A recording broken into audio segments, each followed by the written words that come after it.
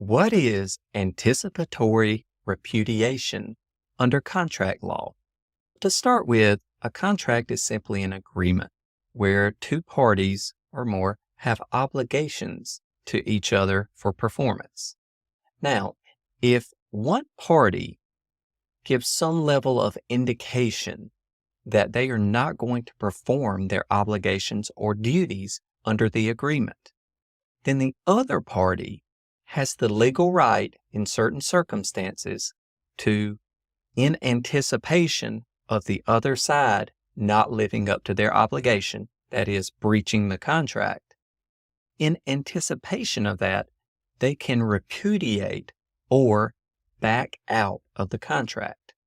And this is known as anticipatory repudiation because you are anticipating the breach of contract by another party in order to avoid losses or damages that you would suffer in the event of the other party's breach.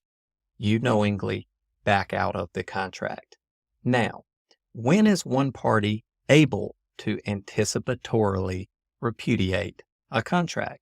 Generally, you have to look at the conduct of the other party and determine whether that other party's conduct, their indication that they are not going to live up to their responsibilities, their indication that they are going to breach the contract.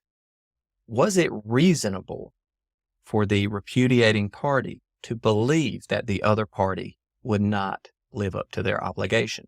You would look at things like actions or inactions by the other party. For example, if the other party spent money or made purchases or acted in a way, assumed a position that would make it very difficult, if not highly unlikely, that they could possibly live up to their obligation under a contract.